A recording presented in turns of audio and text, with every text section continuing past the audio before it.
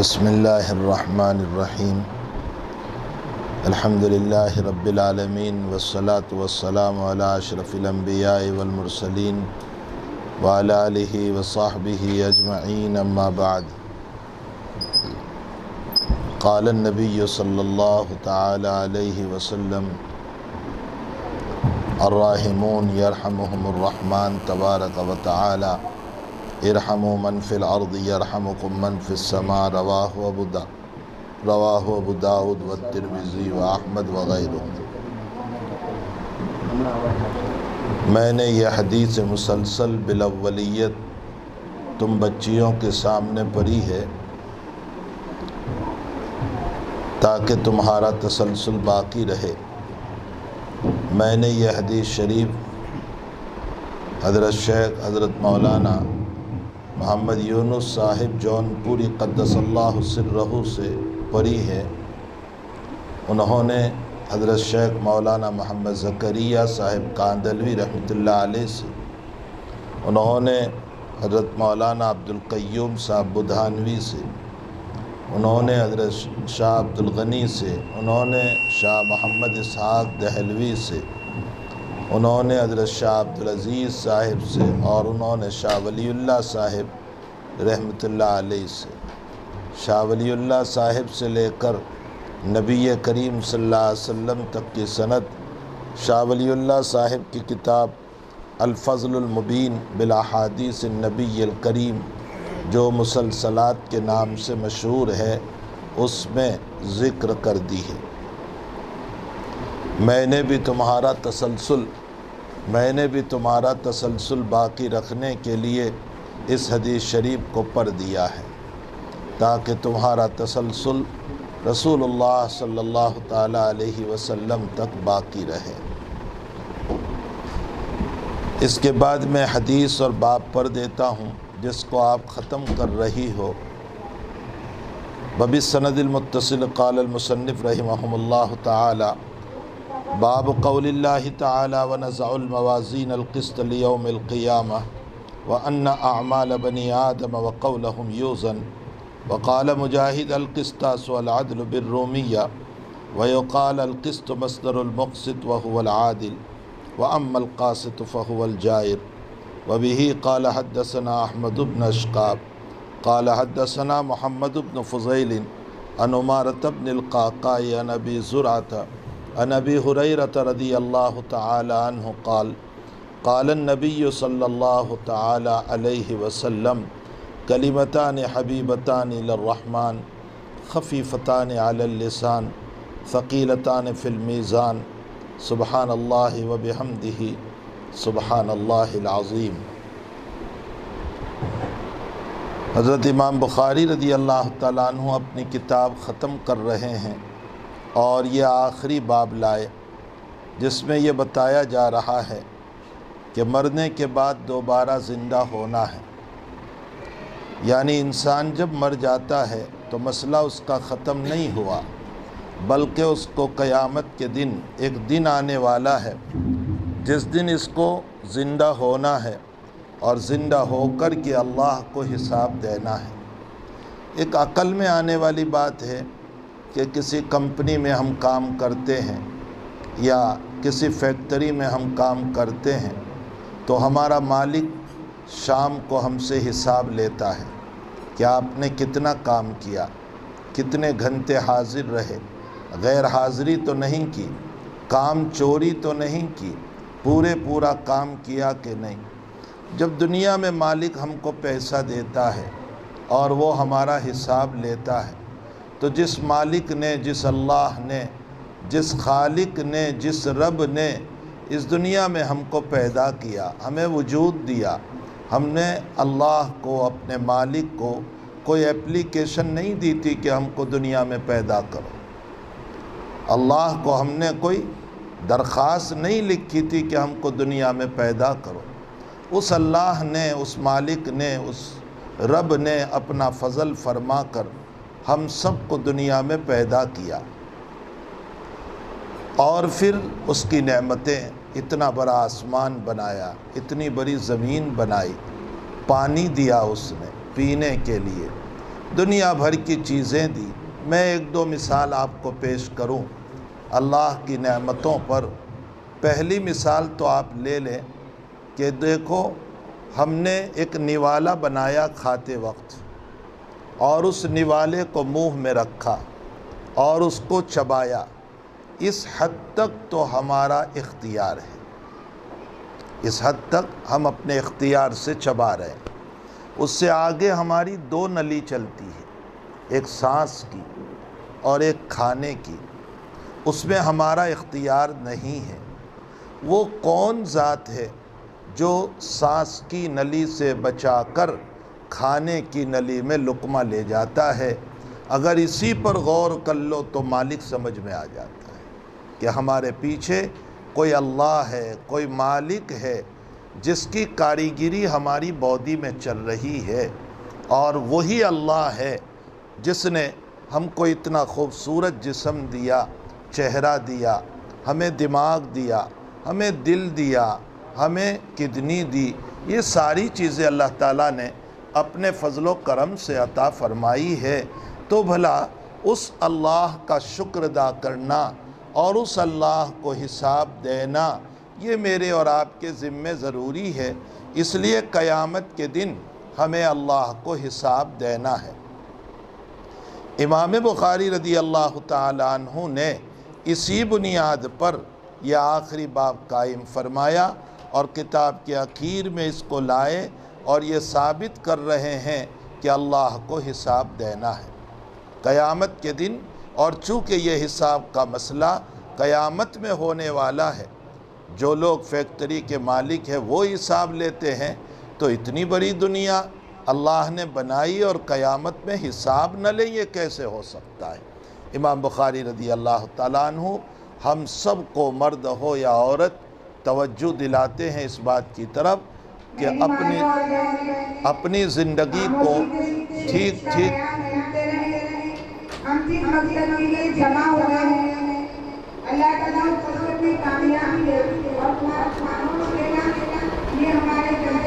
اپنی زندگی کو ٹھیک ٹھاک گزاریں اور اپنی زبان کو قابو میں رکھیں، بولنے سے پہلے 100 مرتبہ سوچیں۔ دنیا میں بھی فائدہ ہوگا، آخرت میں بھی فائدہ ہوگا، اور وہ بات بولو جو قیامت میں ہم اللہ کے پاس ثابت کر سکیں۔ دنیا میں جب کچھ بولتے ہیں تو ثابت کرنا پڑتا ہے، تو اللہ کے سامنے بھی ہمیں ثابت کرنا پڑے گا۔ کسی پر الزام لگا دیا، کسی کی غیبت کر لی، کسی سے متعلق بری بات کہہ دی، قیامت میں ہمیں ثابت کرنا پڑے گا۔ اس لیے امام بخاری رحمۃ اللہ علیہ سب سے اخیر میں اس باب کو لائے ہیں اور ہماری توجہ دلائی اس بات کی طرف۔ باقی آپ بچیاں جو علم پڑھ رہی ہے، ماشاء اللہ تعالی، میں نے آپ کی آخری تقریر سنی، بہت خوشی ہوئی۔ سب سے بڑی خوشی یہ ہوئی کہ آپ نے جو خطبہ پڑھا اخیر میں، اور جو قرآن کی آیت پڑھی، اور آپ نے جو تقریر کی، بچی نے تلفظ صحیح تھی، بہت ہی تجوید کے ساتھ، بہت تجوید کے ساتھ۔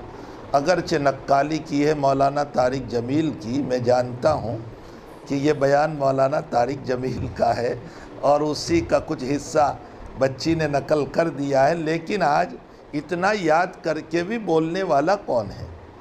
تو ماشاءاللہ بڑی خوشی ہوئی اس بات کے اوپر کہ آپ کی صحت قرآنی، تلفظ کی صحت، یہ بہت بڑی چیز ہے۔ اللہ تعالیٰ آپ کے سینوں میں علوم کو محفوظ فرمائے۔ میں دو چار باتیں عورتوں سے متعلق نقل کر دوں، جو ماضی کے واقعات ہیں، ہماری اکابر کے واقعات ہیں، جس سے آپ کو انداز ہوگا کہ پہلے علم کا کیا مسئلہ تھا۔ حضرت عائشہ رضی اللہ تعالیٰ عنہ فقیہہ ہے، بلکہ مدینہ کے 7 فقہا میں ان کا نام ہے۔ مدینہ کے 7 فقہا میں حضرت عائشہ رضی اللہ تعالیٰ عنہ بھی ہے، اور حضرت عائشہ رضی اللہ تعالیٰ عنہ اشعار سے بھی بڑی واقف تھی، بلکہ آپ کے بھانجے حضرت عروہ رحمۃ اللہ علیہ تو فرماتے ہیں کہ علم طب میں بھی بہت ماہر تھی۔ فرمایا میری خالہ جان کو علم طب یعنی ڈاکٹری علوم میں بھی بڑی مہارت تھی اور مجتہدانہ شان رکھتی تھی، حتیٰ کہ بعض موقعوں پر خلفاء اور ائمہ اربعہ ان سے کسی مسئلے میں یا صحابہ سے بھول ہوئی تو حضرت عائشہ رضی اللہ تعالیٰ عنہ نے متنبہ فرمایا۔ عبداللہ ابن عمر رضی اللہ تعالیٰ عنہ نے فرمایا نبی اکرم صلی اللہ علیہ وسلم نے 4 عمرے فرمائے۔ اس حد تک تو بات صحیح ہے کہ مدینے آنے کے بعد 4 عمرے فرمائے، لیکن ابن عمر نے کہا اس میں سے 1 عمرہ رجب میں ہوا۔ حضرت عائشہ کہنے لگی اللہ تعالیٰ ابن عمر پر رحم فرمائے، رجب میں کوئی عمرہ نہیں کیا ہے۔ حضرت نے 3 عمرے ذی قعدہ میں فرمائے اور 1 عمرہ حج کے ساتھ ذی الحجہ میں فرمایا۔ فوراً ابن عمر کی پکڑ فرمائی اور فرمایا کہ اللہ تعالیٰ ابن عمر پر رحم فرمائے، رجب میں نبی علیہ السلام نے کوئی عمرہ نہیں فرمایا۔ تو احادیث میں بھی ان صحابہ میں آپ کا شمار ہوتا ہے جو مقصرین صحابہ تھے، یعنی جو بہت زیادہ روایتوں کے بیان کرنے والے ہیں۔ اس میں امی جان حضرت عائشہ رضی اللہ تعالیٰ عنہ ہے، اور 9 سال کی عمر میں نبی اکرم صلی اللہ علیہ وسلم کے حرم میں آ گئی تھی۔ بعض لوگ اس پر اشکال بھی کیا کرتے ہیں کہ بہت چھوٹی عمر ہے، اس عمر میں کیسے ہو سکتا ہے، اس لیے یہ غلط بات ہے۔ یہ کچھ نہیں، اسلام میں بلوغ کا مسئلہ جو عمر کا مسئلہ نہیں رکھا ہے، اسلام میں تحمل کا مسئلہ رکھا ہے کہ اگر عورت میں برداشت کا مزاج ہے تو وہ نکاح کر سکتی ہے، کوئی حرج نہیں۔ بہرحال 9 سال کی عمر میں حضرت کے حرم میں آئی اور حضور پاک صلی اللہ علیہ وسلم کی وفات تک حضرت کے حرم میں رہی۔ اس کا مطلب یہ نکلا کہ قریباً 9 سال حضور کے ساتھ گزارے، اور حرم میں آنے میں فائدہ یہ ہوا، زوجہ محترمہ بننے میں فائدہ یہ ہوا کہ آپ بے تکلف مسائل کو پوچھ سکیں، اس لیے کہ اندر کے جو مسائل ہوا کرتے ہیں اس کو پوچھنے میں پرائی عورت کو حیا ہوتی ہے، وہ شریعت کیسے معلوم کرے گی۔ حضرت عائشہ رضی اللہ تعالیٰ عنہ کو حرم میں لا کر کے زوجہ محترمہ بنا کر کے جو علوم دیا اس میں حکمت یہی ہے تاکہ بے تکلف آپ نبی کریم صلی اللہ علیہ وسلم کو مسئلے پوچھ سکیں، اس لیے کہ عورتوں کے جو مخصوص مسائل ہوتے ہیں جس میں بعض مرتبہ پرائی عورت جب پوچھے گی تو حیا کا مسئلہ ہوتا ہے۔ بخاری شریف میں روایت ہے، ایک عورت آئی اور اس نے پوچھا یا رسول اللہ میں جب ایام سے پاک ہوں تو میں کیسے غسل کروں، یعنی حیض سے جب پاک ہوں تو کیسے غسل کروں۔ حضرت نے فرمایا کہ خود ہی ممسقتاً، فرمایا ایک کپڑا لے لو اور اس کپڑے کے ذریعے سے فتطہری، طہارت حاصل کرو۔ اب چونکہ حیا کا مسئلہ تھا اس لیے حضرت صاف نہیں بولے، وہ پوچھنے لگی کیف اتطہر، یا رسول اللہ کیسے میں کپڑے سے پاکیزگی حاصل کروں۔ حضرت نے فرمایا تطہری، ارے کپڑا لے کر پاکیزگی حاصل کر لے۔ پھر اس نے 3 مرتبہ پوچھا تو حضرت نے فرمایا سبحان اللہ تطہری، پھر بھی حضرت وہی بات کہہ رہے ہیں، ارے اللہ کی بندی جا کپڑا لے کر طہارت حاصل کر لے۔ حضرت عائشہ رضی اللہ تعالیٰ عنہ نے اس کو کھینچا، اس عورت کو، ادھر آ میں تجھے سمجھاؤں۔ ایک طرف کو لے گئی اور فرمایا نبی علیہ السلام یوں کہنا چاہتے ہیں کہ ایک پرانا کپڑا لے لو، چونکہ پرانا کپڑا نرم ہوتا ہے، اور اس پر کچھ اس زمانے کی جو چیزیں ہوگی جیسے ہمارے وہاں صابن وابن ہے وہ لگا لو، اور لگا کر کے خون کے دھبے جو ہو اس کو دیکھ کر کے اس کپڑے کے صاف کر لو۔ حضرت چونکہ اس طرح صاف نہیں کہہ سکتے، ادھر آ میں تجھے سمجھاؤں، یہ بات حضرت عائشہ رضی اللہ تعالیٰ عنہ نے سمجھائی۔ اس لیے مشہور ہے کہ آدھا علم حضرت عائشہ نے لیا، کس طرح پر، باہر کا علم صحابہ نے لیا اور اندر کا سارا علم حضرت عائشہ رضی اللہ تعالیٰ عنہ نے لیا۔ تو بہرحال یہ حضرت عائشہ رضی اللہ تعالیٰ عنہ ایک عورت ذات تھی، چھوٹی عمر تھی، 9 سال کی عمر میں حرم زوجہ رسول صلی اللہ علیہ وسلم میں آئی اور 18-19 سال کی عمر تک حضور کی خدمت میں رہی، اور اس درمیان بے شمار علم حاصل کیا نبی کریم صلی اللہ علیہ وسلم سے اور امت میں پھیلایا۔ اسی طرح اس زمانے میں بہت ساری عورتیں تھیں۔ ایک مرتبہ حضرت عمر رضی اللہ تعالیٰ عنہ نے خطبہ دیا اور فرمایا لوگ بڑی بڑی مہریں مقرر کرتے ہیں، میں آج سے مقرر کرتا ہوں کہ 400 درہم سے زیادہ کوئی مہر نہ دے۔ یہ خطبے میں بیان کیا ممبر پر چڑھ کر عمر نے۔ جب عمر باہر نکلے تو ایک عورت نے کہا امیر المؤمنین ٹھہر جائیے، اللہ تعالیٰ تو قرآن میں کہتا ہے کہ احداہن قنطارا فلا تأخذوا منہ شیئا، قنطار بولتے ہیں بہت سارے مال کو، تو اللہ تو کہتا ہے کہ بہت سارا دیا ہو اور طلاق ہو تو اس کو نہ لو، اور تم حد مقرر کر رہے ہو مہر کی۔ حضرت عمر پھر ممبر پر تشریف لے گئے، فرمایا میرا ذہن اس آیت کی طرف نہیں گیا تھا، عورت نے مجھے سمجھایا۔ یہ اس زمانے کی عورت تھی۔ حجاج ابن یوسف نے ایک بچے کو حکم کر دیا جیل خانے میں ڈال دینے کا، اس کی ماں گئی سفارش کی، چھڑایا، اور اس کے بعد حجاج سے کہا کہ اگر تو میرے بچے کو قتل کرتا تو اللہ تجھے ایسے مٹاتا جیسے پہلے 15 پاروں سے لفظ کلا کو اللہ نے ختم کیا ہے۔ حافظ صاحب کو یاد ہے کسی کو کہ پہلے 15 پارے میں کلا نہیں ہے؟ وہ عورت کہہ رہی ہے کہ پہلے 15 پارے میں کلا نہیں ہے، تو جیسے اللہ نے پہلے 15 پارے میں کلا نہیں لایا اسی طرح اللہ تجھے بھی مٹا دے۔ ایک عورت کا علم ہے، وہ کیسی حافظہ ہوگی۔ حضرت الامام مالک رحمۃ اللہ علیہ کے باب میں لکھا ہے کہ جب حضرت درس دیتے تھے تو دروازے کے پیچھے ان کی بچی بیٹھتی تھی۔ طالب علم حضرت امام مالک خود نہیں پڑھتے تھے حدیث، طلبہ پڑھتے تھے، حضرت صرف نام کہتے تھے۔ طالب علم حدیث پڑھتا تھا، اگر ادھر کوئی غلطی گئی تو بچی ادھر سے دروازہ کھٹکھٹاتی تھی، ابا جی سمجھ جاتے تھے، کہتے تھے رک جاؤ پھر سے حدیث پڑھو، غلطی ہو رہی ہے، میری بچی پیچھے سے بتا رہی ہے۔ تو یہ ایک عورت ذات ہو کر حافظہ حدیث بنی تھی۔ لیکن امام مالک کا ایک بیٹا تھا محمد، وہ نہیں پڑھا، تو حضرت کبھی فرمایا کرتے تھے کہ بیٹے کو میرا علم نہیں ملا، بیٹی نے میرا علم لیا۔ معلوم ہوتا ہے علم میں میراث نہیں چلتی، یعنی یہ ضروری نہیں ہے کہ بیٹا علم کا باب سے وارث بن جائے۔ حضرت سعید ابن المسیب رحمۃ اللہ علیہ نے اپنی بیٹی کا نکاح کرایا۔ اب جو شوہر تھے وہ سعید ابن المسیب کے شاگرد تھے۔ 2-3-4 دن گزرے بیوی کے ساتھ، اس کے بعد کہنے لگے شوہر کہ چلو میں سبق میں جا رہا ہوں۔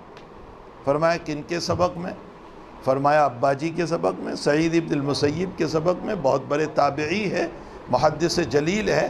فرمایا ان کے سبق میں، فرمایا نہ جاؤ، ابا جی کی ساری حدیثیں میں نے لے لی ہے، آپ مجھے سے پڑھ لیجیے۔ اب دیکھیے ایک عورت ذات جو ہیں اپنے شوہر کو، اسی لیے بہت سارے روات آپ نے بخاری میں پڑھے کہ انہوں نے اپنی بیوی سے علم لیا۔ ایسے بھی واقعات ہیں کہ شوہر نے حدیث لی اپنی بیوی سے، اور بیوی کے پاس وہ حدیث ہے اور شوہر کے پاس نہیں ہے، اور شوہر جو ہیں وہ اپنی بیوی سے روایت نقل کر رہے ہیں۔ حضرت الامام شافعی رحمۃ اللہ علیہ کے باب میں لکھا ہے کہ ان کی والدہ جو ہیں بہت زیادہ علوم کے حاملہ تھی۔ کسی مقدمے میں وہ گواہ تھی، امام شافعی رحمۃ اللہ علیہ کی والدہ۔ جج نے بلایا قاضی نے، اب جب مرد کے مقابلے میں عورت کا مسئلہ ہو تو 2 عورت ہونی چاہیے، وَاسْتَشْهِدُوا شَهِيدَيْنِ مِن رِجَالِكُمْ فَإِن لَّمْ يَكُونَا رَجُلَيْنِ فَرَجُلٌ وَامْرَأَتَانِ، 2 عورتیں ہونی چاہیے۔ تو امام شافعی کی والدہ اور ساتھ میں ایک عورت اور بھی تھی، 2 تھی۔ جج نے بات سن کر کے، ان کی گواہی سن کر کے ان پر جرح کرنے کے لیے، جرح کا مطلب ہوتا ہے ان میں کوئی نقص تو نہیں ہے، یہ دیکھنے کے لیے دونوں عورتوں کو الگ کرنا چاہا۔ تو حضرت امام شافعی رحمۃ اللہ علیہ کی والدہ نے یہ آیت پڑھی، فَإِن لَّمْ يَكُونَا رَجُلَيْنِ فَرَجُلٌ وَامْرَأَتَانِ، 2 عورتیں ہو، قرآن نے جدا کرنے کا حکم نہیں دیا۔ کیسے ثابت کیا امام شافعی کی والدہ نے؟ فرمایا کہ اگر اس میں سے کوئی بھول جائیں تو دوسری اس کو یاد دلا دے، وَاسْتَشْهِدُوا شَهِيدَيْنِ مِن رِجَالِكُمْ فَإِن لَّمْ يَكُونَا رَجُلَيْنِ فَرَجُلٌ وَامْرَأَتَانِ مِمَّن تَرْضَوْنَ مِنَ الشُّهَدَاءِ أَن تَضِلَّ إِحْدَاهُمَا فَتُذَكِّرَ إِحْدَاهُمَا الْأُخْرَىٰ، کہ ایک بھولے تو دوسری یاد دلا دے۔ فرمایا ساتھ رہے گی تبھی تو یاد دلائے گی، علیحدہ کریں گے تو کیسے یاد دلائے گی؟ جس کہتا ہے کہ یہ قرآن علم میرے پاس بھی نہیں تھا۔ جو امام شافعی رحمۃ اللہ علیہ کی والدہ نے جس کو بتایا، تو ایسے ایسے عورتوں کے کارنامے ہیں جنہوں نے علم کو پڑھا، اتحادانہ شان تھی، قرآن کو سمجھا، احادیث کو سمجھا اور امت میں پھیلایا۔ حق تعالی جل شانہ آپ تمام کو علوم نافعہ سے مالا مال فرمائیں اور علوم ضارہ سے حفاظت فرمائیں۔ بیٹیوں، یہ علم پڑھایا جاتا ہے اپنی تربیت کے لیے، اپنے معاشرے کی تربیت کے لیے، اپنے نکاح کے بعد ہونے والی اولاد کی تربیت کے لیے اور اپنی سوسائٹی کی اصلاح کے لیے، شوہر کو مسئلے بتانے کے لیے نہیں۔ جیسے بعض بچیاں عالمہ بن جاتی ہے اور پھر بیچارہ شوہر جو ہے مسائل سے ناواقف ہوتا ہے، تو بیوی مسئلہ بتاتی ہے کہ تیرے ماں باپ کی خدمت میرے ذمہ نہیں ہے اور فلاں میرے ذمہ نہیں ہے اور فلاں میرے ذمہ نہیں ہے۔ یہ علم معاشرے کو توڑنے کے لیے نہیں آیا ہے، یہ علم جو تم پڑھ رہی ہو یہ معاشرہ بنانے کے لیے۔ چلیے، اگر شرعاً سسر اور ساس کی خدمت نہیں ہے تو اخلاقاً تو ہے، کوئی اخلاق بھی تو کوئی چیز ہوا کرتی ہے۔ حضرت الامام ہمارے حکیم الامت حضرت اقدس تھانوی رحمۃ اللہ علیہ نے کانپور کے بیان میں کہہ دیا کہ عورت کے ذمے بچے کو دودھ پلانا نہیں ہے، یعنی قضاءً قاضی جبر نہیں کر سکتا اگر عورت بچے کو دودھ پلانے کو منع کرے تو۔ یہ مسئلہ بیان کر دیا۔ اب ساری عورتیں گھر جانے کے بعد کہنے لگی کہ تمہارے بچوں کو ہم دودھ نہیں پلائیں گے، یا تو پیسے لاؤ یا دوسری کو رکھو۔ لوگوں نے کہا حضرت تھانوی سے جا کر کہ حضرت بڑا مسئلہ پیدا ہو گیا ہے، ساری جو ہے بغاوت پر اتر چکی ہے، کہتی ہے دودھ نہیں پلائیں گے۔ حضرت نے فرمایا اب کے بیان ہو تو مجھے یاد دلا دیجیے۔ اب دوسری مرتبہ بیان ہوا اور یہ مسئلہ یاد دلایا تو حضرت نے بیان میں فرمایا کہ عورت کے ذمے قضاءً دودھ پلانا نہیں ہے، اخلاقاً ہے کہ وہ اپنے بچوں کو دودھ پلائیں، اور اگر اخلاقاً نہیں پلاتی تو شوہر کے ذمے بیوی کے دوا دارو کے پیسے بھی نہیں ہیں، اپنے ماں باپ سے جا کر پیسے لے اور دوا کرائے۔ اب بیلنس ہو گیا۔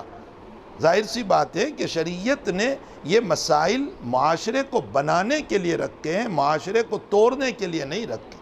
یہ علم جو تم پڑھ رہی ہو اس سے آپ اپنا معاشرہ بناؤ، سوسائٹی بناؤ، ذات اقدس صلی اللہ علیہ وسلم کی باتوں کو لوگوں میں بیان کرو، حضور کی محبتیں پیدا کرو، ختم نبوت کا مسئلہ بیان کرو، آپ خاتم النبیین ہیں اس کو بیان کرو، اللہ کی عظمت بیان کرو۔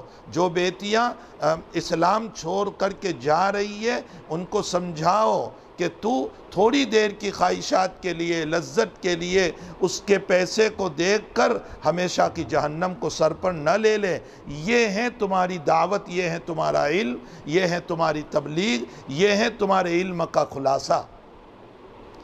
معاشرہ بناؤ، ماحول بناؤ، اور گھر گھر میں دیکھو کہ کون بچی غلط راستے پر جا رہی ہے۔ کسی کا تعلق غلط جگہوں پر تو نہیں ہے، کسی کا تعلق ایسے ناجائز تعلقات میں تو نہیں ہے، وہ فون سے غلط باتیں کسی سے پھنسی ہوئی تو نہیں ہے۔ ان کو سمجھاؤ اور ان کی زندگی کو بناؤ۔ اگر تمہاری وجہ سے ایک عورت کا، ایک بچی کا ایمان بچ گیا تو تم حدیث شریف میں بخاری میں پڑھ چکی ہو، سرخ اونٹوں سے زیادہ افضل ہے۔ کتنا بڑا ثواب۔ اور پھر یہ زمانہ جو چل رہا ہے فتنوں کا، اس زمانے کے باب میں تو حضور پاک صلی اللہ علیہ وسلم نے فرمایا من احیا سنتی عند فساد امتی فلہ اجر 100 شہید۔ فتنوں کے زمانے میں جو میری ایک سنت کو زندہ کرے گا اللہ اس کو 100 شہیدوں کا ثواب عطا کریں گے۔ تو اس وقت فتنے کے دور میں نبی کی سنتیں مٹ رہی ہے۔ آپ بچیاں، آپ معلمات ایک ایک سنت کو زندہ کرے گی تو اللہ تعالیٰ 100 شہیدوں کے ثواب عطا فرمائیں گے۔ کتنی بڑی فضیلت ہے، اس لیے اللہ تعالیٰ سے دعا بھی کریں، اہتمام بھی کریں، محنت بھی کریں، اور معاشرے کے فساد کو دور کریں، بچیوں کے ذہن کو بنائیں۔ آپ بچیوں میں جتنا کام کر سکتی ہے مرد نہیں کر سکتی۔ ظاہر سی بات ہے کہ مرد کے لیے حجاب ہے، پردہ ہے، مسائل ہیں، تو آپ حجاب کا بھی خیال رکھیں، پردوں کا بھی خیال رکھیں۔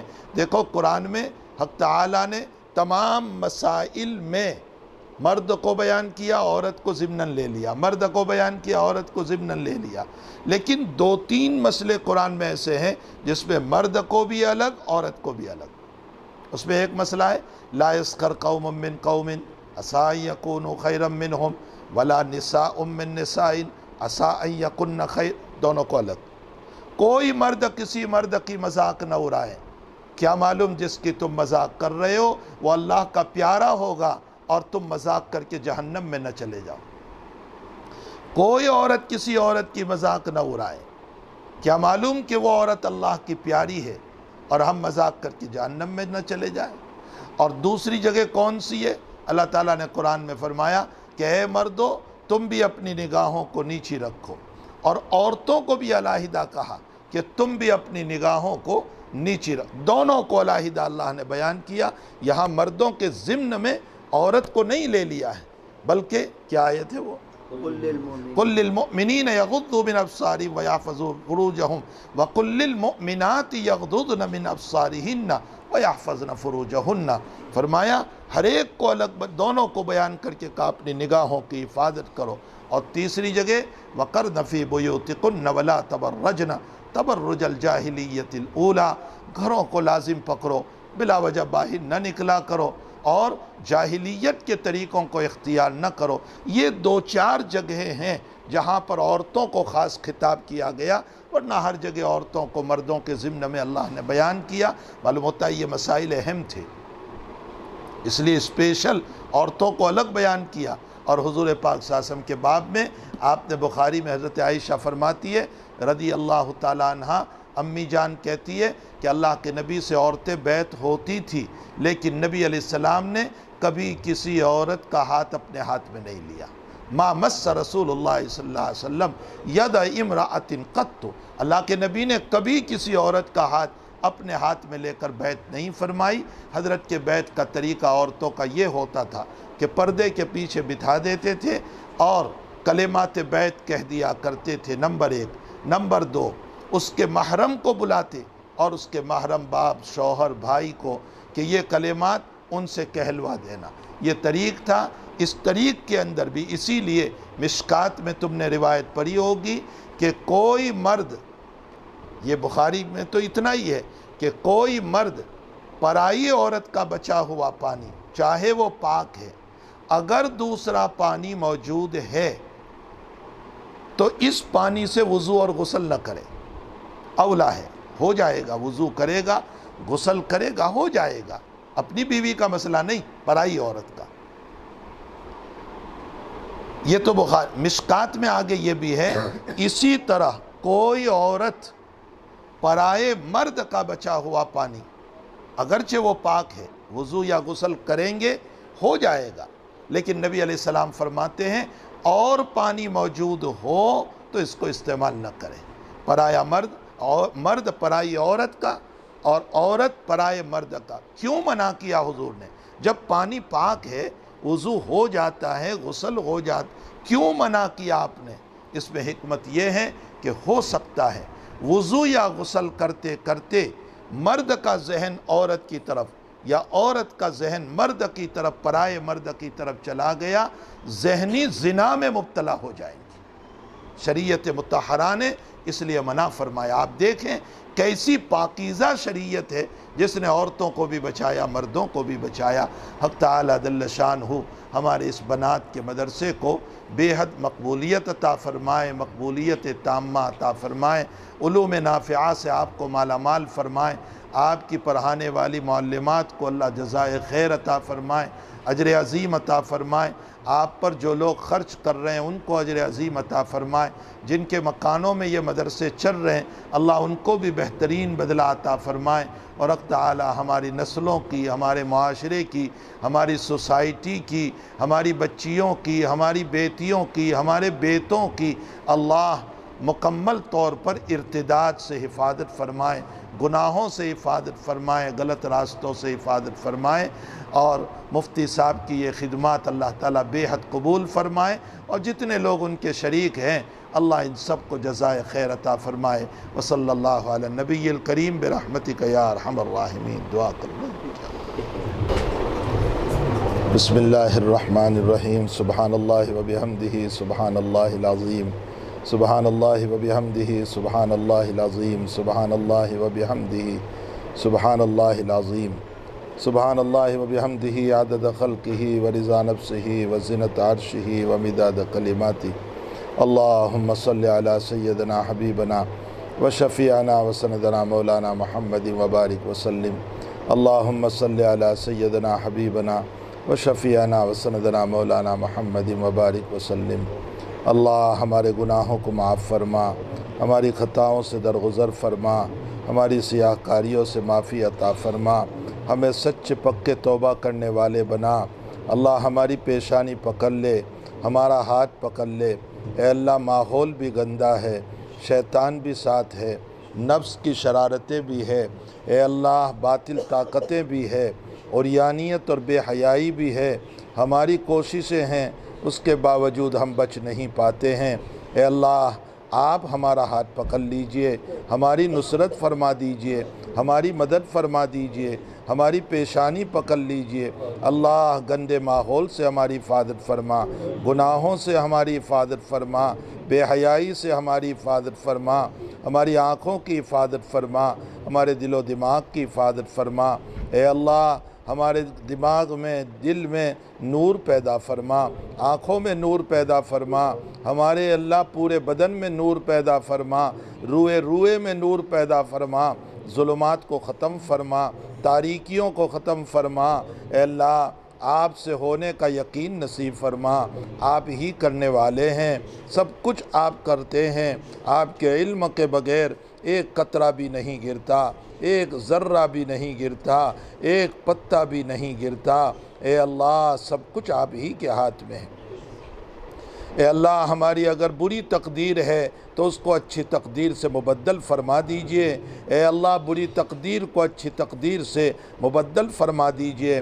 اے اللہ ان بچیوں کو قبول فرما، معاشرے کی اصلاح کے لیے ان کو قبول فرما، دین کی اشاعت کے لیے قبول فرما، علم کی اشاعت کے لیے قبول فرما۔ اے الہ العالمین ان میں سے جو بے نکاح ہیں ان کے نکاح کا انتظام فرما، غیب سے ان کے نکاح کی شکلیں اور صورتیں پیدا فرما، ان کو اچھا جورو نصیب فرما، ان کے علم کی قدر کرے ایسا جورو عطا فرما۔ اے اللہ جو نکاح والیاں ہیں ان میں محبت عطا فرما، مودت عطا فرما، ان کے چمن کو خوشیوں سے آباد فرما۔ جو بے اولاد ہیں انہیں صالح اولاد عطا فرما۔ اے اللہ جو بیمار ہیں سب کو شفائے دائمہ مستمرہ عطا فرما۔